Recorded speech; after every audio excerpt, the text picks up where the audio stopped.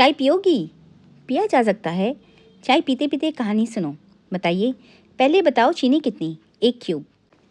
मुझे चाय बनाना किसने सिखाया जानती हो? किसने? मेरे ससुर ने। वाह, वह बहुत अच्छी चाय बनाते थे। उन्हें चाय का नशा था, शौकीन थे।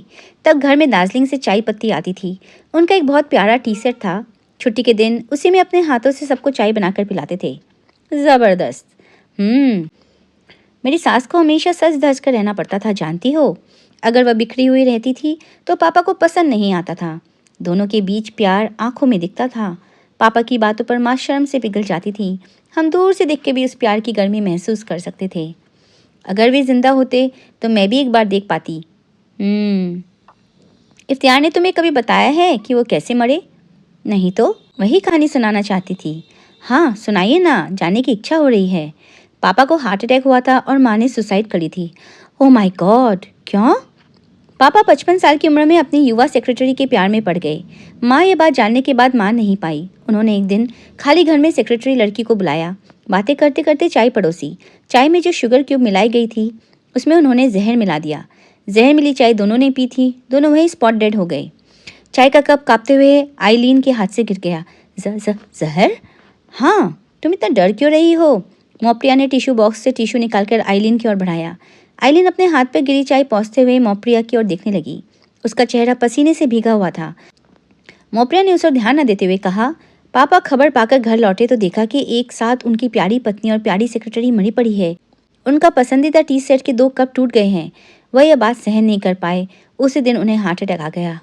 मैं अब जाऊंगी। कहाँ जाओगी? मेरी तबीयत खराब लग रही है।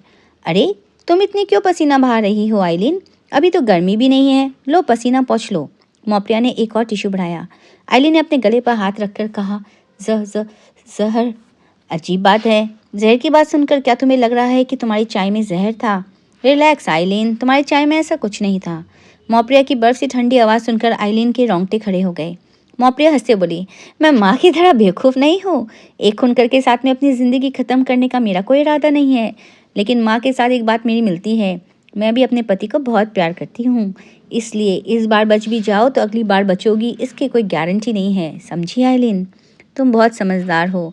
यकीनन जानती होगी कि तुम्हें क्या करना चाहिए। आइलीन उठ खड़ी हुई। मैं जा रही हूँ। जाओ, उम्मीद है अब हमारी कभी मुलाकात नहीं होगी। उस दिन इफ्तिखार बहुत परेशान होकर घर लौटा। मोप्रिया उसका टाई खोलते हुए पूछने लगी, क्या हुआ है? आजकल के बच्चे इतने अनप्रोफेशनल होते हैं कि क्या बताऊं। आज आइलीन बिना कुछ कहे सुने ही अचानक रेजिग्नेशन लेटर छोड़कर चली गई। यहाँ कहाँ गई ये तक ट्रेस नहीं कर पाया। अचानक क्या हुआ कौन जाने।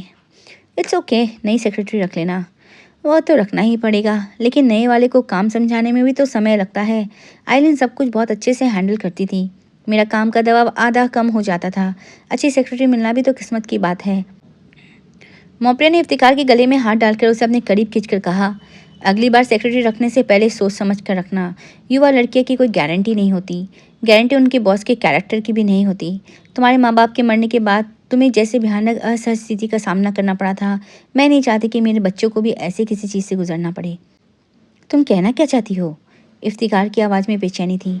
मोप्रिया ने उस बात का जवाब न देकर उसे छोड़ दिया और खिड़की के पास जाकर खड़ी हो गई और पूछा, आइलीन के हाथ की एमराल्ड की अंगूठी कहाँ से खरीदी थी? डिज़ाइन बहुत अच्छा है। इफ्तिखार ने जवाब नहीं दिया।